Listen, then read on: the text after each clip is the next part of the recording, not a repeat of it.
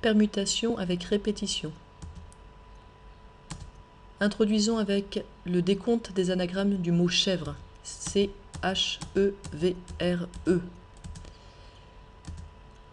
On peut mettre par exemple les lettres dans cet ordre-là, H, V, E, C, R, E.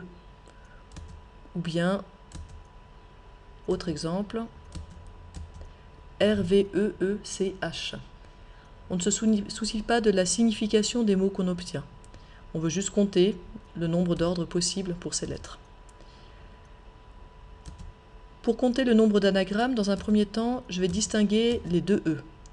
Je les indique l'un en bleu, l'autre en vert, comme si c'était deux E différents qui jouaient un rôle différent.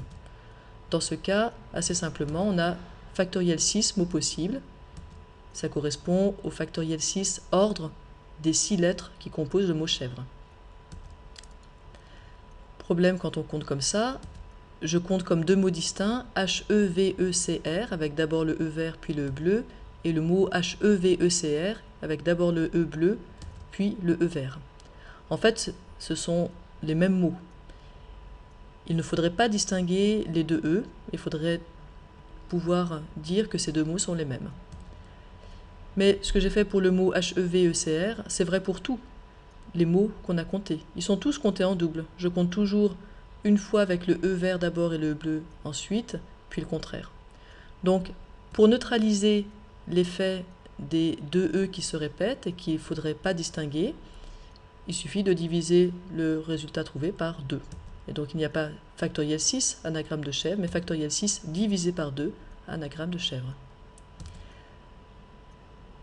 On va rendre les choses un petit peu plus difficiles avec la recherche des anagrammes de chèvre E, avec encore un E en plus. Donc maintenant j'ai 3 E, et pour compter les anagrammes, dans un premier temps, je distingue les 3 E, il y a factoriel 7 mots possibles, mais c'est un petit peu plus difficile maintenant de compter le nombre de fois où chaque mot apparaît. Par exemple, H-E-V-E-C-R-E, je le compte quand le E vert est d'abord, puis le E bleu, puis le E violet, mais je le compte aussi si j'échange le E vert et le E bleu, ou bien si j'échange le E violet et le E bleu. Alors je compte pas seulement 3 fois chaque mot, mais plus que ça. En fait, chaque mot va être compté autant de fois qu'il y a de manière d'ordonner les 3 E. C'est-à-dire que chaque mot est compté factoriel 3 fois trop. C'est le nombre de manières d'ordonner les 3 E. Donc pour neutraliser l'effet des E qui se répètent, ici, je dois diviser 7 par factoriel 3. Et il y a factoriel 7 sur factoriel 3, anagramme du mot C-H-E-V-R-E-E. Généralisons aux permutations avec répétition. Les permutations avec répétition sont des groupements ordonnés d'objets dont certains sont indifférenciés. Certains sont répétés. Et à vrai dire, dans le cas des permutations avec répétition, on sait exactement lesquelles sont répétées, exactement combien de fois. Ça nous permet d'établir une formule pour une permutation avec répétition de n objets, dont k répétitions n une fois, 2 fois, etc., n k fois. La formule sera factoriel n divisé par factoriel n1 fois factoriel n2 fois, etc., fois factoriel nk.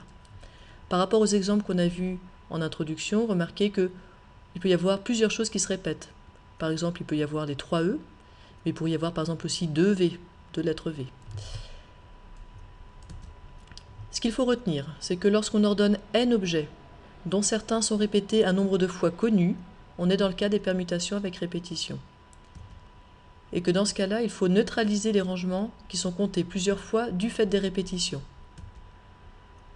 La formule est facile à retenir. On a en haut le total d'objets, factoriel n, donc on ordonne, et puis en bas, les répétitions qu'il faut neutraliser, factoriel n1 fois, etc., fois factoriel nk. À la calculatrice, en tout cas sur vos calculatrices, il n'y a pas de formule préprogrammée. Il faudra simplement utiliser le factoriel qui est disponible dans le menu PRB qu'on a déjà vu dans une autre vidéo. Attention cependant à ne pas oublier de mettre des parenthèses autour du dénominateur si vous avez plusieurs répétitions. Si par exemple vous voulez calculer factoriel 6 sur factoriel 2 fois factoriel 3, il faut absolument mettre des parenthèses autour du factoriel 2 fois factoriel 3. Appliquons un autre type d'exemple. Je souhaite disposer 2 couverts pour enfants en rouge et 4 couverts pour adultes en noir autour d'une table à 6 places. Et je voudrais savoir combien j'ai de configurations possibles. J'ai 6 couverts à ranger sur 6 positions, donc factoriel 6 ordre possible. Mais j'ai des répétitions. Mes couverts noirs sont répétés 4 fois. Il ne faut pas que je compte plusieurs fois les différents agencements.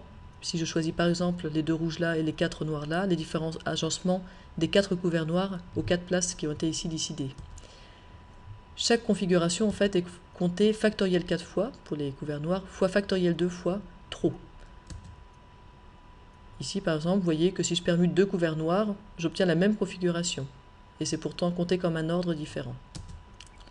En fait, il y a factoriel 6 sur factoriel 4 fois factoriel 2 égale 15 manières de dresser la table. En haut, le total, factoriel 6, et en bas, ce que je neutralise, c'est des répétitions, donc les 4 couverts noirs, les 2 couverts rouges. Cet exemple est en fait un peu artificiel. Il y a une autre manière ici de compter, beaucoup plus simple.